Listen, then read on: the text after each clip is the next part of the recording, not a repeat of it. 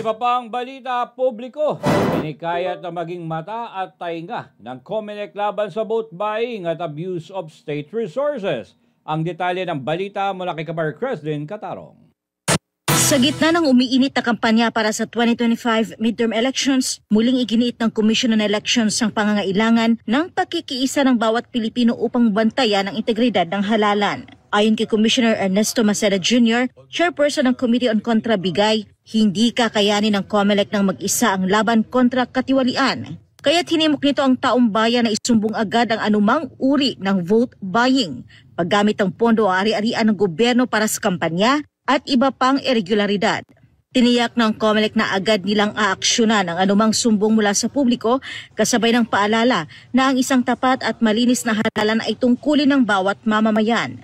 Well, please, no, kayo po ay ang aming, you're our eyes and ears, no? Kasi hindi naman ho kaya ng COMELEC, ilan lang naman ang empleyado namin sa bawat isang munisipyo. So, kailangan ho namin ng inyong tulong.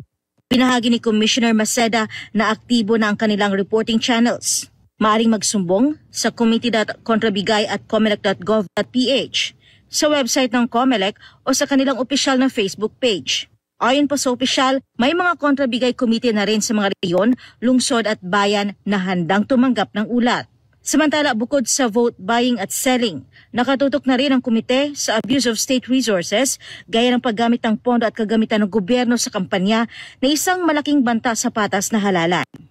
Yung pagsama po namin ng abuse of state resources sa saklaw ng aming committee, dahil nga ho isukang-suka ng taong bayan sa pagpapanggap ng ibang mga nakapwesto na as if yung naaayon sa atin, inaako po nila na sa kanila nanggagaling. So sinama po natin yan sa ating saklaw, and just like what we did with vote buying.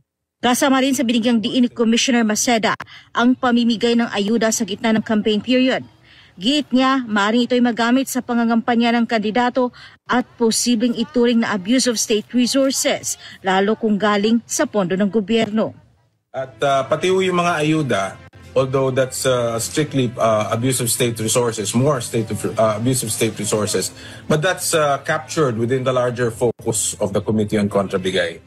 Kaugnay nitong muling nagpaalala ang COMELEC sa mga kandidato na sumunod sa campaign rules, iwasan ang vote buying at huwag gamitin ang pondo o kagamitan ng gobyerno sa pangangampanya. To the candidates, we cannot tell you how to campaign, but we are going to tell you how not to campaign. Do not buy votes, do not abuse state resources. We will find you and we will stop you. May mensahe at paalala rin ang COMELEC sa lahat ng mga botante ngayong malapit na ang halalan. Kung kayo po ay magpunta sa presinto, ito po ay pagpapatupad ninyo ng inyong katungkulan bilang mamamayan. But sana hindi ho kayo tumigil dyan. Tulungan niyo po kami. You be our body cams. At sabay-sabay po nating tirisin itong anay ng demokrasya na vote buying and abuse of state resources. Para sa Diyos at sa Pilipinas kong mahal, Creslin Catarong, SMNI News. News.